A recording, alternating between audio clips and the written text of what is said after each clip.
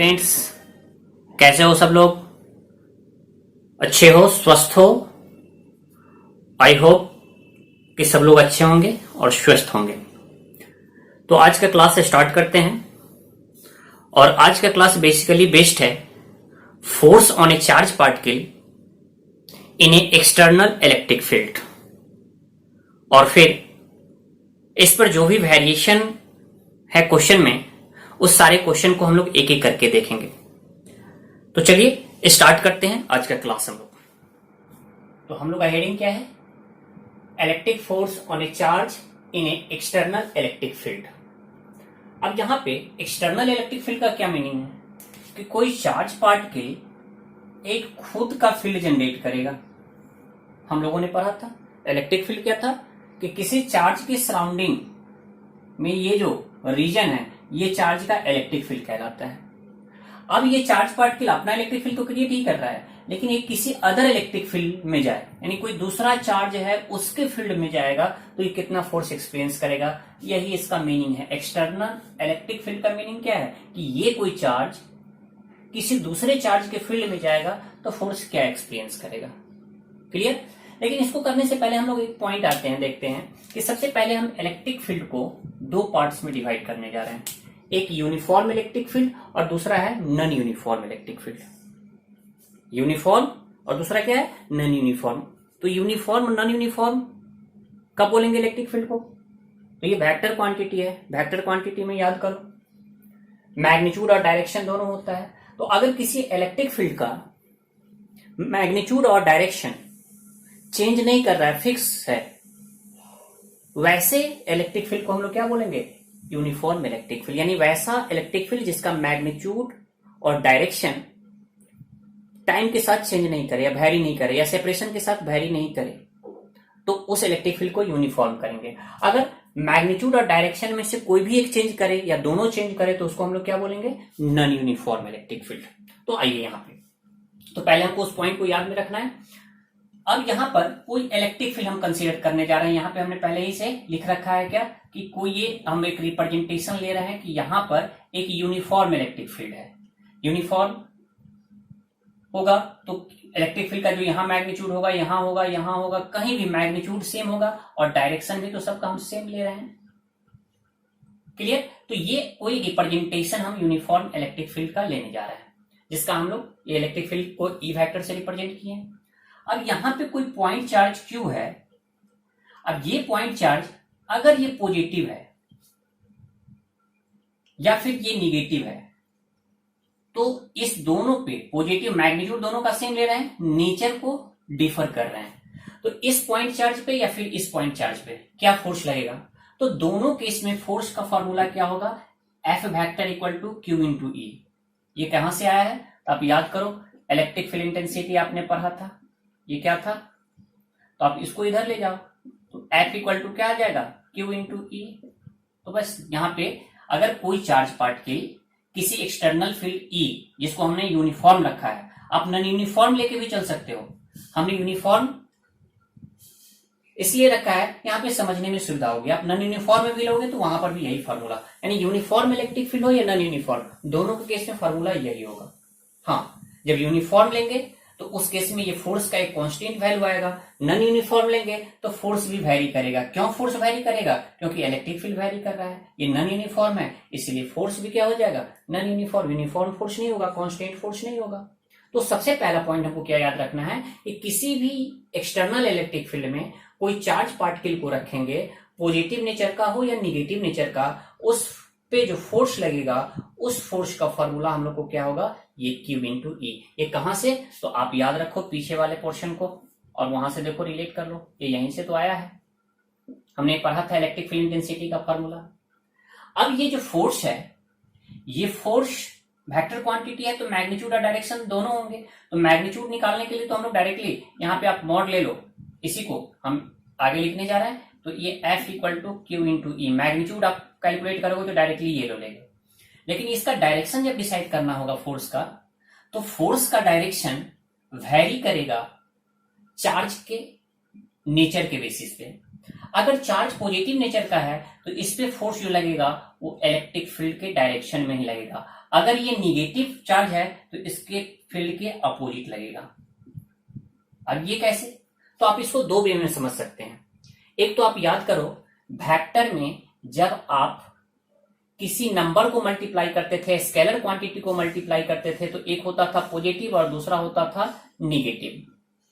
तो जब आप किसी पॉजिटिव नंबर से मल्टीप्लाई करने के बाद जो नया वेक्टर आएगा, इस वेक्टर का डायरेक्शन इसी वेक्टर के डायरेक्शन में होता था। लेकिन जब किसी वेक्टर को निगेटिव नंबर से मल्टीप्लाई करो तो इस प्रोडक्ट का जो डायरेक्शन होगा, ये प्रोडक्ट का डायरेक्शन इस वेक्टर के अपोजिट डायरेक्शन में हो जाएगा। तो वही केस तो है यहां पर भी। आप इस फोर्स को फाइंड आउट कर रहे हो तो क्या कर रहे हो, ये स्केलर क्वांटिटी, चार्ज तो स्केलर क्वांटिटी होता है, उसको इलेक्ट्रिक फील्ड जो कि वेक्टर क्वांटिटी है उससे मल्टीप्लाई कर रहे हो। तो अगर चार्ज पॉजिटिव होगा तो ये फोर्स का डायरेक्शन इलेक्ट्रिक फील्ड के डायरेक्शन में होगा, अगर चार्ज नेगेटिव होगा तो फोर्स का डायरेक्शन इलेक्ट्रिक फील्ड के अपोजिट डायरेक्शन में होगा। तो वही हमने लिखा है कि if Q is positive then force is along E vector, if Q is negative then force is opposite to E vector. अब इसको दूसरे वे में ऐसे भी समझ सकते हो, यहां से भी समझ सकते हो कि आप तो एक वेक्टर के कॉन्सेप्ट से समझे कि डायरेक्शन डिफर करेगा। अब दूसरे वे में ऐसे भी समझ सकते हो कि मान लो कोई इलेक्ट्रिक फील्ड है, कोई चार्ज है और इस चार्ज का इलेक्ट्रिक फील्ड है, यहाँ पे मान लो ये ऐसे इलेक्ट्रिक फील्ड है।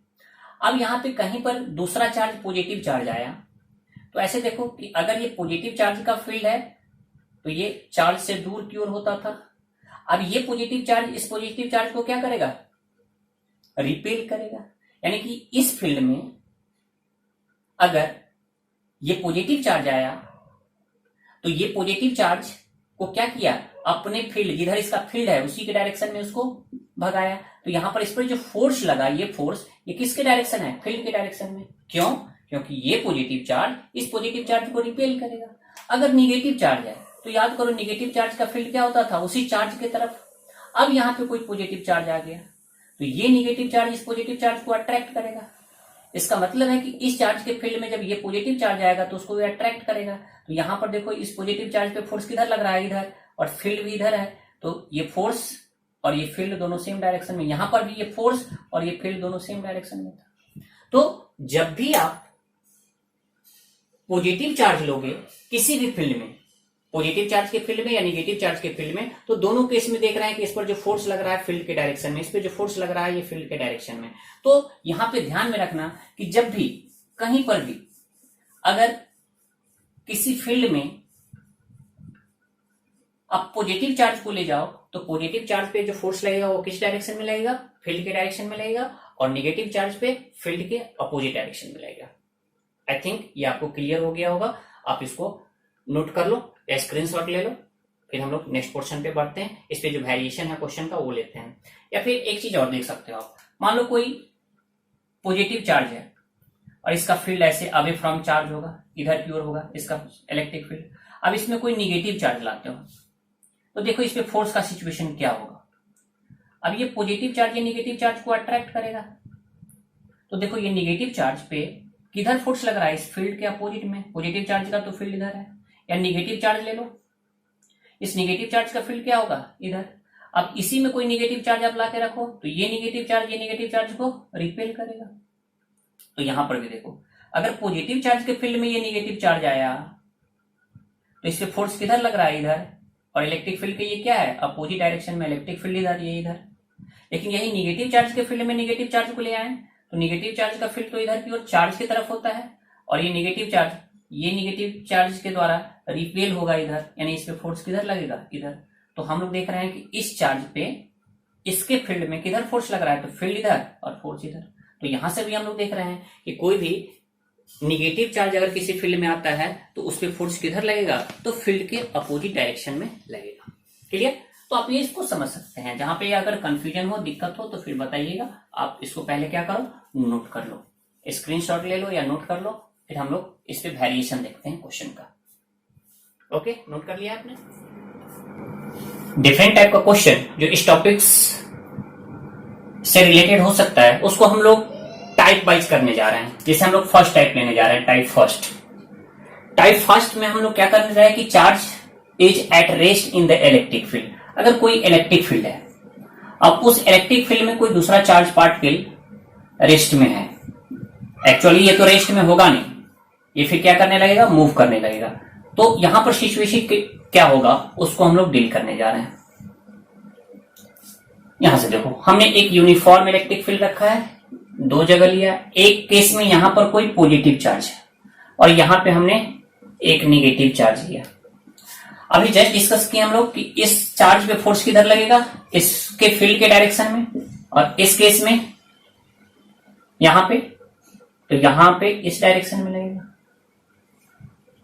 फोर्स का मैग्नीट्यूड यहां पर क्या होगा, F equal to Q E. यहां पर भी फोर्स का मैग्नीट्यूड क्या होगा, हाँ, यहां और यहां पर डिफर क्या कर रहा है, तो यहां पे डायरेक्शन फील्ड के डायरेक्शन में है, यहां पे अपोजिट है। अब इस क्वेश्चन में क्या ये रेस्ट में रहेगा, यहां पे जब हम किसी चार्ज को ले जाकर किसी फील्ड में जैसे ही डालेंगे इस पे फोर्स लगने लगेगा और वो फिर क्या होगा, एक्सेलरेट करेगा। तो क्वेश्चन पूछ सकता है एक्सेलरेशन निकालो, तो फोर्स बाय मास। अब इस चार्ज पार्टिकल का क्या है, एक्सेलरेशन, तो एक्सेलरेशन क्या हो जाएगा, इस पे जो फोर्स लग रहा है वो डिवाइड बाय मास। यहां पर भी एक्सेलरेशन क्या हो जाएगा, फोर्स बाय मास। तो यहां पर वेलोसिटी क्या होगा, जब बॉडी पे फोर्स लग रहा है तो एक्सेलरेट करेगा, वेलोसिटी क्या होगा, इंक्रीज करेगा, ये वेलोसिटी इंक्रीजेज हो जाएगा। पाथ कैसा बनेगा, तो कैसा पाथ पे मूव करेगा, तो straight line path, straight line path. यहां पर भी फोर्स फील्ड के अपोजिट में तो लग रहा है, जिसकी वजह से इसमें एक्सेलरेशन प्रोड्यूस हो रहा है, तो यहां पर भी वेलोसिटी क्या होगा, इंक्रीज करेगा, और वेलोसिटी इंक्रीज करेगा और पाथ यहां भी क्या होगा, तो यहां भी पाथ स्ट्रेट लाइन ही होगा। ठीक है, तो ये फर्स्ट कंडीशन था। जिस फर्स्ट कंडीशन में हमने क्या किया है, चार्ज पार्टिकल को किसी इलेक्ट्रिक फील्ड में रेस्ट में रखा है, तो यहां से क्या क्या पूछ सकता है, कोई चार्ज पार्टिकल है किसी इलेक्ट्रिक फील्ड में है तो उस पर फोर्स निकालो या उसका एक्सेलरेशन निकालो, बताओ इसका वेलोसिटी इंक्रीज करेगा या डिक्रीज करेगा, या वेलोसिटी के बाद कह सकता है काइनेटिक एनर्जी, तो वेलोसिटी इंक्रीज करेगा तो काइनेटिक एनर्जी भी क्या करेगा, इंक्रीज करेगा। फिर कहेगा कि बताओ पाथ कैसा होगा, तो फोर्स फील्ड के डायरेक्शन में जिधर फोर्स लग रहा है उसी डायरेक्शन में एक्सेलरेशन होगा, उधर ही वेलोसिटी चेंज होगा, उधर ही डिस्प्लेसमेंट होगा, तो सारा इसी डायरेक्शन में होगा। तो ये पाथ किसके अलावा, फील्ड के अलावा, इसका स्ट्रेट लाइन पाथ होगा। यहाँ पर फील्ड के अपोजिट डायरेक्शन में, तो दोनों केस में स्ट्रेट लाइन पाथ होगा। अब इसी में दूसरा कंडीशन क्या है, सेकेंड टाइप। सेकेंड टाइप में आप क्या करो, चार्ज को सिंपली रखो मत किसी इलेक्ट्रिक फील्ड में, यानी चार्ज कोई इलेक्ट्रिक फील्ड में रेस्ट में नहीं रखा हुआ है। अब चार्ज को आप फील्ड में प्रोजेक्ट करो, फेंको उसको, और चार्ज को फेंकोगे तो हो सकता है चार्ज के पैरेलल आप फेंक सकते हो, या परपेंडिकुलर फेंक सकते हो, या कुछ एंगल पर फेंक सकते हो। तो यहां पर हम लोग सेकेंड टाइप क्या लेने जा रहे हैं कि चार्ज को जब आप इलेक्ट्रिक फील्ड में प्रोजेक्ट करोगे, फेंकोगे, तो यहां पर भी तीन कंडीशन आ जाएगा। पहला कंडीशन क्या होगा, यानी यहां पे पहला सिचुएशन कि आप चार्ज को फील्ड के पैरेलल फेंकने जा रहे हो, या फिर परपेंडिकुलर फेंकने जा रहे हो, या फील्ड से कुछ एंगल पर फेंकने जा रहे हो। इसी को डायग्राम से देखो आप। पहला हम लोग पहला क्या लेने जा रहे हैं, पैरेलल टू फील्ड, यानी हम जो प्रोजेक्ट करने जा रहे हैं इलेक्ट्रिक फील्ड में वो कैसा, पैरेलल टू द फील्ड। तो अब यहां पर भी आप डिफरेंट केस लो, जैसे हम दो केस यहां पर लेने जा रहे हैं। अब यहां पे चार्ज पार्टिकल को, कोई भी चार्ज पार्टिकल है, मान लो हम पॉजिटिव चार्ज पार्टिकल ले रहे हैं, यहां पर इसको फील्ड के डायरेक्शन में, यानी फील्ड के पैरेलल में ही इसको वेलोसिटी दे रहे हैं। मान लो यहां पर वेलोसिटी भी, और इलेक्ट्रिक फील्ड यहां पे मान लो आप, यहां पर भी इलेक्ट्रिक फील्ड ये है। अब फिर ये चार्ज पार्टिकल को आप इधर प्रोजेक्ट करो, लेकिन दोनों केस में क्या है कि ये फील्ड के पैरेलल ही प्रोजेक्ट हो रहा है। तो पैरेलल तो प्रोजेक्ट कर रहे हैं, लेकिन एक केस फील्ड के डायरेक्शन में है और एक केस क्या है, ये जो प्रोजेक्शन वेलोसिटी है वो फील्ड के अपोजिट डायरेक्शन में है। तो याद करो यहां पे अभी फोर्स किधर लगेगा, तो पॉजिटिव चार्ज है तो पॉजिटिव चार्ज पे तो फील्ड के डायरेक्शन में फोर्स लगता है, इस पे फोर्स भी किधर लगेगा, इसी डायरेक्शन में। इस पे फोर्स किधर लगेगा, तो इस डायरेक्शन में, क्योंकि पॉजिटिव चार्ज पे फोर्स किधर लगता है, फील्ड के डायरेक्शन में। तो यहां देखो, यहां पर भी एक्सेलरेशन कहेगा निकालने के लिए, तो एक्सेलरेशन क्या हो जाएगा, फोर्स बाय मास। अब यहां पे वेलोसिटी इंक्रीज करेगा या डिक्रीज करेगा, तो फोर्स जो है वो वेलोसिटी के डायरेक्शन में है तो बॉडी एक्सेलरेट करेगा, पॉजिटिव एक्सेलरेशन होगा, और वेलोसिटी क्या होगा, इंक्रीज करेगा। पाथ क्या होगा, तो पाथ यहां पर भी स्ट्रेट लाइन ही होगा।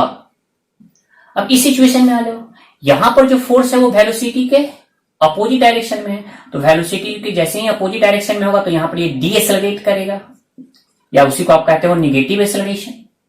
और डिएक्सेलरेट करेगा तो वेलोसिटी इस केस में क्या हो जाएगा, डिक्रीज करेगा, क्योंकि फोर्स इधर है और बॉडी को हम फेंक इधर रहे हैं, फेंके इधर है, आप इधर कोई दौड़ो और कोई आदमी आपको पीछे से खींचना स्टार्ट कर दे तो क्या होगा, आपका स्पीड डिक्रीज करेगा, आप डिएक्सेलरेट करोगे। तो यहां पर भी वही सिचुएशन हो रहा है, यहां पर निगेटिव एक्सेलरेशन होगा, डिएक्सेलरेट करेगा, वेलोसिटी घटेगा, लेकिन पाथ कैसा होगा, तो पाथ अभी भी कैसा रहेगा, स्ट्रेट लाइन ही। हाँ, वेलोसिटी तो घटेगा लेकिन पाथ अभी भी कैसा रहेगा, तो स्ट्रेट लाइन ही पाथ रहेगा।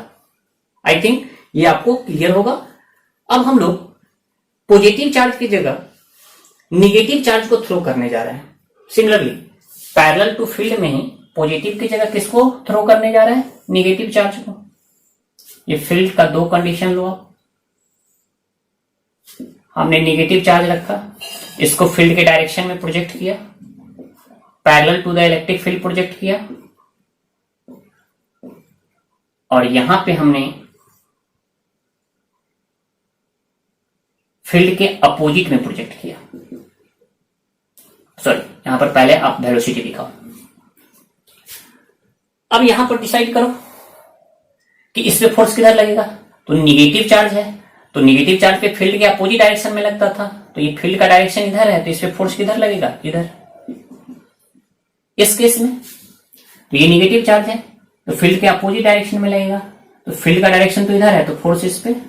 तो जब निगेटिव चार्ज लेंगे तो इस वाले केस में देखो फोर्स का डायरेक्शन वेलोसिटी के अपोजिट है, तो यहां पर एक्सेलरेशन क्या होगा, नेगेटिव, यानी डिएक्सेलरेट करेगा, तो यहां पर वेलोसिटी क्या करेगा, डिक्रीज करेगा, और पाथ कैसा होगा, तो आप पाथ स्ट्रेट लाइन होगा।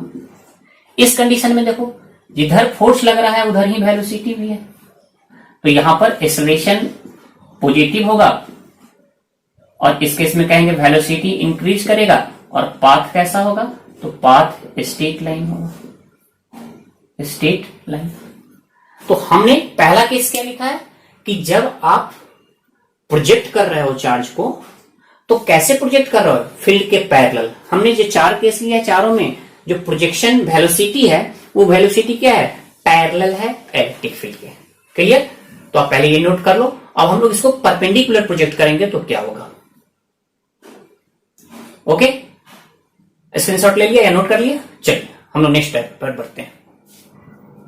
टाइप 2 में सेकेंड केस हम क्या लेने जा रहे हैं कि आप चार्ज को जो प्रोजेक्ट करो तो फील्ड के परपेंडिकुलर, फील्ड के परपेंडिकुलर। तो जैसे देखो हम यहां पे फील्ड मान लो ऐसे ही जैसे पहले लिया था वैसे ही लेते हैं। यहां पे फील्ड का डायरेक्शन ऐसे हॉरिजॉन्टल डायरेक्शन है। हम लोग जितना भी केस डील करने जा रहे हैं यूनिफॉर्म लेके करने जा रहे हैं, यूनिफॉर्म लेके करते हैं और उसी से जनरलाइज कर लेते हैं। तो इलेक्ट्रिक फील्ड का डायरेक्शन यहां पे ऐसे है। अब आप इस पे चार्ज पार्टिकल को प्रोजेक्ट करो, या फिर आप इसको डायरेक्शन ऐसे ले लो, थोड़ा सा रिप्रेजेंटेशन में सुविधा होगा और कुछ नहीं। आप मान लो कि यहां पर फील्ड ऐसे है डाउनवर्ड, आप हॉरिजॉन्टल रखो या ऐसे रखो कोई फर्क नहीं पड़ता है, ये फील्ड का डायरेक्शन ऐसे है। अब कोई चार्ज पार्टिकल पॉजिटिव है और ये इंटर किया इस फील्ड में, आप इसको फेंक रहे हो v वेलोसिटी से। तो जैसे ही फील्ड के परपेंडिकुलर आप प्रोजेक्ट करोगे चार्ज पार्टिकल को, तो देखो यहां पर तो जैसे ही ये इंटर किया, मान लो कि चार्ज पार्टिकल को आप प्रोजेक्ट किए हैं, यहां पर थोड़ा सा और नजदीक ले लो, ये आप प्रोजेक्ट किए, कुछ देर के बाद चार्ज पार्टिकल यहां से ये यहां आ गया होगा। जैसे ही ये फील्ड में इंटर किया, इस पे फोर्स किधर लगना स्टार्ट हो जाएगा, इस डायरेक्शन में। ये फोर्स का मैग्नीट्यूड क्या होगा, F = Q। अब जैसे ही ये इंटर किया और इस पे फोर्स नीचे की ओर लग रहा है, तो याद करो सर्कुलर मोशन, जब भी वेलोसिटी के परपेंडिकुलर में कोई फोर्स लगता है तो इसका पाथ तो ऐसा कर्व होना चाहता है, तो ये पाथ इसका क्या करेगा, ये मोड़ेगा, ये ऐसे हो जाएगा। तो कैसा पाथ बनाएगा, ये पाथ कैसा हो जाएगा, पैराबोलिक। फोर्स अभी भी QE ही लगेगा। एक्सेलरेशन क्या निकालेंगे, force by mass, velocity increase या डिक्रीज करेगा, तो वेलोसिटी का यहां पे अब दो कंपोनेंट हो जाएगा। कैसे दो कंपोनेंट, तो देखो आप जब प्रोजेक्ट किए थे तो इस डायरेक्शन में प्रोजेक्ट किए थे, लेकिन ये अब नीचे भी एक, यहां पर आगे की ओर तो वेलोसिटी रहेगा और एक नीचे भी वेलोसिटी हो जाएगा। क्यों वेलोसिटी हो जाएगा? क्योंकि यहां पर एक फोर्स डाउनवर्ड डायरेक्शन में लग रहा है, तो इस डायरेक्शन में बॉडी एक्सेलरेट करने लगेगा और इस डायरेक्शन में जो वेलोसिटी था वो हमेशा मेंटेन रखेगा।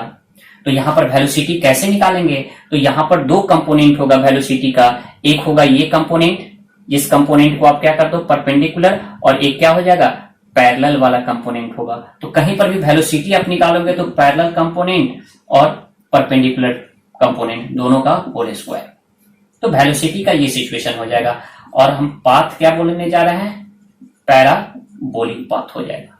तो पाथ यहां पे कैसा आ रहा है? पैराबोलिक आ रहा है। और वेलोसिटी जब भी आपको निकालना हो तो वेलोसिटी हम लोग कैसे निकालेंगे? तो वेलोसिटी निकालने के लिए ये परपेंडिकुलर और पैरेलल कंपोनेंट निकाल करके और फिर रूट अंडर हो जाएगा पैरेलल कंपोनेंट का स्क्वायर और फिर परपेंडिकुलर कंपोनेंट का एक स्क्वायर। ओके, अब आई थिंक ये आपको समझ में आ गया होगा। इसको इस वे में भी समझिए। आप 11th का पोर्शन प्रोजेक्टाइल मोशन को आप याद करो, और प्रोजेक्टाइल मोशन में आपने पढ़ा था कि किसी बॉडी को आप सर्टेन हाइट से प्रोजेक्ट करते हो। जैसे आप बिल्डिंग पर यहां पे खड़ा हो, आप बिल्डिंग पे खड़ा हो और बिल्डिंग से ऐसे किसी बॉल को ऐसे फेंकते हो, यहां पे आप खड़े हो और यहां से कोई बॉल को आप फेंकते हो, तो आप स्टार्टिंग में वेलोसिटी किधर देते हो? इधर। लेकिन जैसे ही आप फेंकते हो तो उसके बाद ये मोशन ग्रेविटी यानी ग्रेविटी फोर्स के अंदर आ जाता है, तो इस पे फोर्स नीचे की ओर लगने लगता है। और बॉल कैसे? जब आप बॉल को फेंकते हो ऐसे, तो बॉल तो सीधा नहीं चला जाता है, ये बॉल क्या करता है? ऐसे कुछ पाथ एक्वायर करता है। तो याद करो ना, वहां पे पढ़ते थे कि इस डायरेक्शन में वेलोसिटी तो हमेशा कांस्टेंट रहेगा और जो प्रोजेक्टेड था वही, या सिंपली बोले कि इस डायरेक्शन में वेलोसिटी का जो मैग्नीट्यूड होगा वो कांस्टेंट रहेगा, क्योंकि इस डायरेक्शन में कोई फोर्स नहीं लग रहा है। लेकिन नीचे की ओर इस पर तो mg फोर्स लगेगा, जिसकी वजह से ये धीरे धीरे इस डायरेक्शन में एक्सेलरेट करेगा और इसका वेलोसिटी इस डायरेक्शन में इंक्रीज करेगा। तो हम लोग इस केस में भी कह सकते हैं कि ये जो पैरेलल वाला कंपोनेंट होगा वेलोसिटी का, वो वेलोसिटी इंक्रीज करेगा क्योंकि फोर्स इस डायरेक्शन में लग रहा है। लेकिन ये परपेंडिकुलर वाला जो कंपोनेंट है ये वाला क्या रहेगा? कांस्टेंट रहेगा। तो इस केस में जो भी आपको कैलकुलेट करना है आप यहां से इसको रिलेट कर लो। अब याद करो, यहां पर h हाइट से रहता था और कहता था क्वेश्चन बनाने में कि ये बताओ कितना दूर पे जाके गिरेगा, या फिर कहता था कि बताओ ये कितना टाइम में यहां से यहां आएगा। तो याद करो कैसे वहां पे सॉल्व करते थे। 11th वाले पोर्शन को थोड़ा सा रिवाइज कर लो। यहां से यहां तक आने में जो टाइम लगता था, हम लोग मोशन इक्वेशन लिखते थे वाई डायरेक्शन में, और तब हम लोग को आता था ये फॉर्मूला 2h/g। कैसे, किस फॉर्मूला से भी निकालते थे कि वाई डायरेक्शन में हम लोग ऐसे मान लेते थे y और ये होता था x। तो y डायरेक्शन में स्टार्टिंग में तो वेलोसिटी नहीं है, ये x डायरेक्शन में तो है ये भी, लेकिन y डायरेक्शन में स्टार्टिंग में वेलोसिटी दी है नहीं, ये कंपोनेंट 0 होता था। तो आप s बराबर जो ut plus half at square formula पढ़ते हो y डायरेक्शन के लिए करो, ये y डायरेक्शन के लिए। तो y डायरेक्शन में जब ये यहां से यहां आ जाता है तो y डायरेक्शन में कितना डिस्टेंस चला? h। स्टार्टिंग में इस डायरेक्शन में था क्या वेलोसिटी? नहीं, तो 0। इनिशियल वेलोसिटी इस डायरेक्शन में या इनिशियल स्पीड इस डायरेक्शन में 0, हाफ, और g एक्सेलरेशन की जगह क्या आ जाएगा? g। तो यहां से देखो t का फॉर्मूला क्या आ जाएगा, और फिर कहेगा कि नहीं बताओ ये कितना डिस्टेंस पे गिरा। तो r इक्वल टू क्या होता था? जो इस डायरेक्शन में वेलोसिटी होता था x डायरेक्शन में इंटू t करते थे, तो x डायरेक्शन में स्टार्टिंग में कितना वेलोसिटी हमने दिया था? उसका मैग्नीट्यूड v इंटू टी। तो यहां पर भी आपको ये सारा क्वेश्चन आपको पूछ सकता है। यहां पर भी कहेगा कि बताओ चार्ज पार्टिकल हॉरिजॉन्टल डायरेक्शन में कितना डिस्टेंस कवर करेगा, या फिर गिवन टाइम में वर्टिकल डायरेक्शन में कितना डिस्टेंस कवर करेगा। इस टाइप से यहां भी क्वेश्चन पूछ सकता है। यहां पे भी आपको डाल सकता है कि ये कुछ दे दिएगा ऐसा प्लेट या कुछ दे देगा, कहे बताओ यहां से यहां तक आने में कितना टाइम लगा। तो जो भी यहां से क्वेश्चन में वेरिएशन था, ये सारा क्वेश्चन में वेरिएशन यहां मिलेगा। तो आप ध्यान में रखना कि जब भी आप परपेंडिकुलर फेंकोगे तो यहां पर एक टाइप का क्वेश्चन आता है, और वो क्वेश्चन किससे रिलेटेड होता है? प्रोजेक्टाइल मोशन और हाइट से जो आप प्रोजेक्ट करते थे वो वाला सिचुएशन आता है। हम लोग एनसीईआरटी में 2-2, 3-3 क्वेश्चन है इस पे बेस्ड। हम लोग आगे पोर्शन को जब डील करेंगे इस पर जो भी बेस्ड क्वेश्चन है उस क्वेश्चन को हम लोग लेंगे। तो आप पहले इसको स्क्रीनशॉट या फिर नोट कर लो, फिर हम लोग नेक्स्ट पोर्शन पे बढ़ते हैं। अब इसी टाइप 2 में हम लोग थर्ड केस देखने जा रहे हैं कि जब आप चार्ज को सर्टेन एंगल पर थ्रो करोगे। तो देखो यहां पे क्या होगा, मान लो हमने ये इलेक्ट्रिक फील्ड लिया। अब इस इलेक्ट्रिक फील्ड में किसी चार्ज पार्टिकल को, ये पॉजिटिव हो या नेगेटिव, केवल डायरेक्शन डिफर करेगा, हम सर्टेन वेलोसिटी से प्रोजेक्ट किए, ये फील्ड से कितना एंगल पे, सर्टेन एंगल थीटा। तो इसको डील करने के लिए आप ऐसे बढ़ो, पिछला दो केस को रेफरेंस आप लो।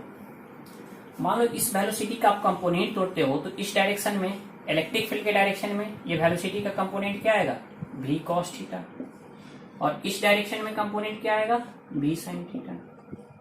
अब ऐसे सोचो कि जब आप परपेंडिकुलर वेलोसिटी देते थे तो क्या होता था, यानी ये जो v sin थीटा है, ये v sin थीटा ये है परपेंडिकुलर टू इलेक्ट्रिक फील्ड, और ये v cos थीटा जो है ये क्या है, पैरेलल टू इलेक्ट्रिक फील्ड।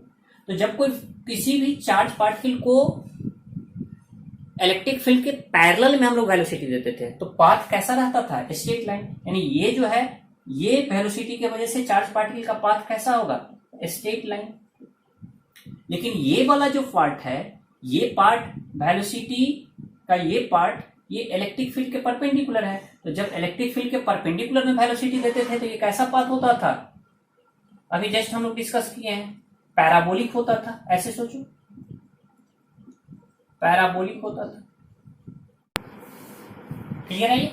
तो इस कंपोनेंट की वजह से पैराबोलिक पाथ और इसके वजह से स्ट्रेट लाइन पाथ, दोनों को कंबाइन करो, तो कंबाइन करोगे तो क्या होगा, इसके वजह से ये ऐसे भागना चाहेगा और ये क्या करेगा, स्पीड इसको बढ़ाएगा, तो कुछ पैराबोलिक में ही ऐसे करके ये भागेगा। क्लियर है ये?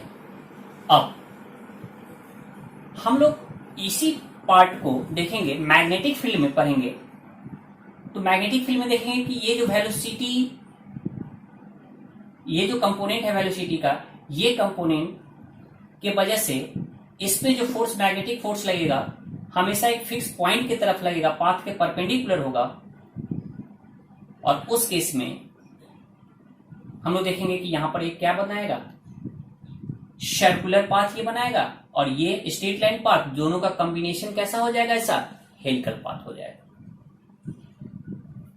क्लियर?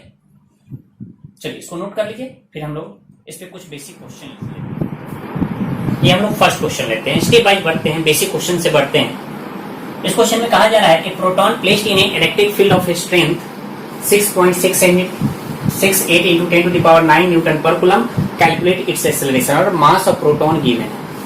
यानी कोई प्रोटॉन है जो कि इलेक्ट्रिक फील्ड में रखा हुआ है। अब यहाँ पे उस प्रोटॉन पे इलेक्ट्रिक फील्ड में जो फोर्स लगेगा, उस फोर्स की वजह से उसमें एक्सेलरेशन प्रोड्यूस होगा, और उस एक्सेलरेशन का वैल्यू, उस एक्सेलरेशन का वैल्यू कैलकुलेट करने के लिए कहा जा रहा है। तो एक्सेलरेशन अभी जस्ट थोड़ा देर पहले पढ़ा था हम लोगों ने, उस पे जो इलेक्ट्रिक फोर्स प्रोटॉन पे लगेगा वो, और मास ऑफ प्रोटॉन। अब ये फोर्स जो प्रोटॉन पे लगेगा वो क्या होगा, charge of proton into E. अभी जस्ट हम लोगों ने पढ़ा था, किसी भी चार्ज पार्टिकल पे इलेक्ट्रिक फील्ड में जो फोर्स होगा वो क्यू इंटू ई, और मास ऑफ प्रोटॉन। अब charge of proton 1.6 into 10 to the power minus 19। Electric field का स्ट्रेंथ कितना गिवन है, 6.68 10 टू द पावर 9, और divided by mass of proton हम लोगों को कहा जा रहा है लेने के लिए 6.7 into 10 to the power minus 27। आप इसको कैलकुलेट करो, कैलकुलेट करने के बाद आप एडजस्ट करो, देखो यहां पर कैलकुलेट करने के बाद ये आना चाहिए 6.4 into 10 to the power 17 metre per second square. Second question में देखो क्या कहा जा रहा है, a charge particle of mass 2 milligram hangs in air in a electric field of a strength 4 volt per meter directed upward, calculate charge and determine its nature। यानी कोई charge particle है जिसका मास गिवन है, और वो charge particle किसी electric field, ये electric field आप सिस्टमैटिक लिख लो, जो डेटा गिवन है कि इलेक्ट्रिक फील्ड का स्ट्रेंथ दिया हुआ है 4 वोल्ट पर मीटर, और इस चार्ज का मास गिवन है 2 मिलीग्राम, यानी 2 into 10 to the power minus 3 gram. अगर आप इसको केजी में कन्वर्ट करो तो फिर कितना हो जाएगा, 2 इंटू 10⁻³ से फिर से मल्टीप्लाई करो तो इतना kg हो जाएगा। अब कहा जा रहा है कि ये जो चार्ज पार्टिकल है किसी इलेक्ट्रिक फील्ड, जो इलेक्ट्रिक फील्ड किस डायरेक्शन में है, वर्टिकली अपवर्ड, इसमें ये जो चार्ज पार्टिकल है ये हैंग्ड है, यही तो कहा जा रहा है, हैंग्स इन एयर। तो एक बात बताओ, कोई भी चीज कब हैंग्ड रहता है? जैसे ये पेन है, इसको हम छोड़ देंगे तो क्या अपने आप ये हवा में हैंग हो जाएगा? नहीं, जैसे ही छोड़ेंगे ये नीचे आ जाएगा। इस पे एक फोर्स लग रहा है, ग्रेविटी फोर्स, वो ग्रेविटी फोर्स इसको क्या करेगा, पुल कर लेगा। अब इसको हैंग रखना है यहीं पे, तो आप क्या करोगे, सपोर्ट दोगे ऐसे। आप यहां पे पकड़े हुए हो, आप फोर्स लगा रहे हो, इस पर जो ग्रेविटी फोर्स लग रहा है उसको आप बैलेंस कर रहे हो, या फिर कोई धागा लाओगे और धागा से इसको ऐसे बांध दो। तो कोई भी बॉडी हवा में हैंग्ड है तो इसका एक मीनिंग है कि यहां पर इसका जो ग्रेविटी फोर्स नीचे की ओर लग रहा है उसको बैलेंस करने वाला कोई ना कोई फोर्स होगा। तो यहां पर भी ये जो चार्ज पार्टिकल हवा में हैंग्ड है, तो हम लोग जानते हैं इस चार्ज पार्टिकल पे नीचे में mg लग रहा होगा, लेकिन ये हवा में हैंग्ड है तो इसका मीनिंग है कि इसको काउंटर पार्ट करने वाला कोई ना कोई फोर्स होगा। अब ये कौन सा फोर्स होगा? ये जो इलेक्ट्रिक फील्ड है वही इलेक्ट्रिक फील्ड इस पे फोर्स लगा रहा होगा। कौन सा फोर्स? इलेक्ट्रिक फोर्स, तभी तो ये हैंग होगा। ये क्लियर? तो क्वेश्चन में हमको कहा जा रहा है कि बताओ कि चार्ज का मैग्नीट्यूड कितना होगा इस पे, और फिर उसका नेचर क्या होगा, डिटरमाइन इट्स नेचर। तो देखो यहां पे नेचर डिसाइड करने के लिए कैसे करेंगे, जैसे हमको तो पता है कि यहां पर इलेक्ट्रिक फील्ड ये अपवर्ड डायरेक्शन में है, 4 वोल्ट पर मीटर। अब इस चार्ज को यहां पे हैंग रखना है, तो हैंग रखने के लिए हमको इस mg का काउंटर पार्ट चाहिए, ऊपर की ओर फोर्स चाहिए, यानी इस पर हमको किधर फोर्स चाहिए, ऊपर की ओर। और ऊपर की ओर जो फोर्स चाहिए तो ये फोर्स फील्ड के डायरेक्शन में है, और फील्ड के डायरेक्शन में जब फोर्स है तो यहां पे कौन सा फोर्स होना चाहिए, पॉजिटिव चार्ज, क्योंकि फील्ड के डायरेक्शन में आपको फोर्स चाहिए। आपको ये जो फोर्स है ये फोर्स फील्ड के डायरेक्शन में है, तो यहां पे कौन सा चार्ज होना चाहिए, पॉजिटिव चार्ज। हम लोगों ने तो पढ़ा है कि पॉजिटिव चार्ज पे ही फील्ड के डायरेक्शन में फोर्स लगता है, तो यहां पर इस पे जो चार्ज होगा वो कैसा नेचर का चार्ज होगा, पॉजिटिव नेचर का चार्ज होगा, तभी इस पे फोर्स ऊपर की ओर लगेगा। भाई ऊपर की ओर क्यों फोर्स? क्योंकि ऊपर की ओर फोर्स लगाएंगे तभी वो mg को बैलेंस कर पाएगा। तो इलेक्ट्रिक फोर्स ऊपर की ओर लगेगा, फील्ड के डायरेक्शन में लगेगा, तभी ये mg को बैलेंस कर पाएगा। तो ये फील्ड के डायरेक्शन पे इस पे फोर्स कब लगेगा, इस चार्ज पार्टिकल पे, जब उस पे पॉजिटिव चार्ज हो। तो आप यहां पे आओ, एट इक्विलिब्रियम, यानी कि जब वो हैंड है तो उस समय Fe किसके बराबर हो जाएगा, mg के बराबर। और Fe का वैल्यू क्या होता है, तो हम लोग जानते हैं QE mg। तो यहां से आप Q निकालो तो mg डिवाइडेड बाई E हो जाएगा। m का वैल्यू 2 इंटू 10⁻⁻6, g का वैल्यू क्वेश्चन में कहा जा रहा है 10 ले लो, और E का वैल्यू कितना है 4। अब यहां से 2 और ये कितना 5, तो ये आ जाएगा 5 इंटू 10⁻⁻6 कूलम। और कैसा नेचर है, तो नेचर हम लोग देख रहे हैं यहाँ पे पॉजिटिव है। नेचर कैसा रखेंगे, पॉजिटिव। क्लियर? आई थिंक आपको ये पॉइंट, जितना भी पॉइंट है ये सारा पॉइंट्स क्लियर होगा। आप इसको नोट कर लीजिए, फिर हम लोग नेक्स्ट क्वेश्चन पे बढ़ते हैं। नेक्स्ट क्वेश्चन, इस क्वेश्चन में कहा जा रहा है a pendulum bob of mass 0.2 kg having charge of 2 into 10⁻⁻4, यानी एक सिंपल पेंडुलम का बॉब है जिसका मास गिवन है 0.2 kg, और उस पे चार्ज जो गिवन है वो चार्ज है 2 into 10⁻⁻4 coulomb, is rest in uniform horizontal electric field, और इलेक्ट्रिक फील्ड का स्ट्रेंथ गिवन है 2 into 10⁻4 volt per meter. Calculate the tension in the thread and angle which it makes with the vertical. अब यहां पर देखो, अब इस question में क्या कहा जा रहा है कि एक सिंपल पेंडुलम क्या होता था, जब हम लोग थ्रेड से किसी मास को हैंग करते थे, तो यहां पर ऐसे कोई फिक्स सपोर्ट से, किसी थ्रेड से, कोई धागा से किसी मास को ऐसे हम लोग हैंग कर देते थे। ये तो सिंपल पेंडुलम होता था। अब कहा जा रहा है ये सिंपल पेंडुलम है और यहां पे आप हॉरिजॉन्टल डायरेक्शन में एक फील्ड अप्लाई कर दो, तो क्या होगा। अब इस पेंडुलम के बॉब पे जो चार्ज है वो पॉजिटिव नेचर का चार्ज है, यहां पर ये प्लस क्यू चार्ज है। तो हम लोग अभी जस्ट पढ़ा था कि जैसे ही एक फील्ड में है और इस पे चार्ज है तो इस पे फोर्स लगने लगेगा, किसके डायरेक्शन में, फील्ड के डायरेक्शन में। कुछ ये पेंडुलम कहां पे आ जाएगा, ऐसे। अब यहां पर इसका फ्री बॉडी डायग्राम बनाओ, नीचे mg, इधर टेंशन, और इस डायरेक्शन में इस पे Fe Q इंटू E।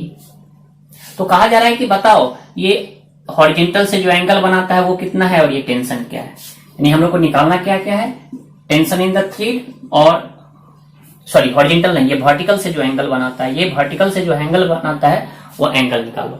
तो आप इसको क्या करो, ऐसे ये डायरेक्शन में कंपोनेंट ब्रेक करो, ये थीटा है तो ये भी थीटा हो जाएगा। तो यहां पर ये कंपोनेंट कितना हो जाएगा, t cos थीटा, और इधर वाला कंपोनेंट क्या आ जाएगा, t sin थीटा। तो हम लोग कह सकते हैं कि at equilibrium t cos theta को बैलेंस करेगा mg, और t sin थीटा को कौन कर रहा है बैलेंस, QE। अब इसको इससे डिवाइड कर दो तो कितना आ जाएगा, tan theta equal to QE by mg।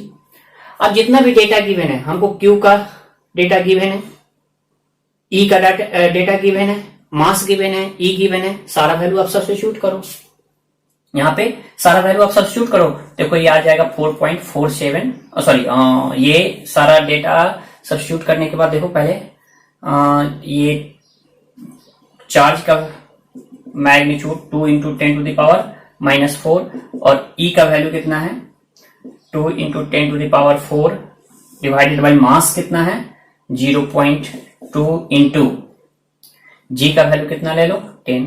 तो देखो ये कैंसिल, अब ये पॉइंट तो ये भी कैंसिल हो जाएगा, और ये 2 से 2 कैंसिल, तो हम लोग को कितना आ जाएगा tan थीटा इक्वल टू 2, तो थीटा इक्वल टू कितना आ गया tan इनवर्स 2। तो पहला तो यही क्वेश्चन में कहा जा रहा था कि आप बताओ वर्टिकल से क्या एंगल बना रहा है उस एंगल को, तो ये आ गया। अब इसी tan थीटा इक्वल टू 2 का वैल्यू किसी एक में सब्स्टिट्यूट कर दो, या तो इसमें सब्स्टिट्यूट कर दो और नहीं तो यहां से सब्स्टिट्यूट कर दो। तो यहां से हम लोग को किसका वैल्यू निकल जाएगा, टेंशन का। जैसे यहाँ पे tan थीटा 2 दिया हुआ है तो यहां से cos या sin किसी एक का वैल्यू निकाल लो और उसमें सब्स्टिट्यूट कर दोगे तो टेंशन का वैल्यू देखना कि 4.47 न्यूटन आ जाएगा। यानी tan थीटा गिवन है, tan थीटा गिवन है तो यहां से sin या cos दोनों में से किसी एक का वैल्यू निकालो, या तो इसमें सब्स्टिट्यूट करो, cos निकालोगे तो इसमें सब्स्टिट्यूट कर दो तो टेंशन निकल जाएगा, या फिर sin का वैल्यू निकालोगे तो इसमें सब्स्टिट्यूट करोगे। तो इस तरह से हम लोग को ये क्वेश्चन में फाइनल थीटा और टेंशन दोनों का वैल्यू निकल गया। तो आप इस पे बेस्ड जो भी क्वेश्चन है, क्वेश्चन को आप सॉल्व कीजिए। हम लोग नेक्स्ट क्वेश्चन क्लास में आते हैं तो इस पे कुछ क्वेश्चन का और वेरिएशन लेंगे, और वेरिएशन के बाद तब आप डिटेल में जो भी बुक से आप बना रहे हैं क्वेश्चन उसको बनाइए, और जो भी डाउट है उस डाउट को सेंड कीजिए। अभी यहाँ पर आपको लास्ट में कुछ क्वेश्चन मिलेगा, उस क्वेश्चन को सॉल्व करके आपको कॉमेंट करना है। ओके।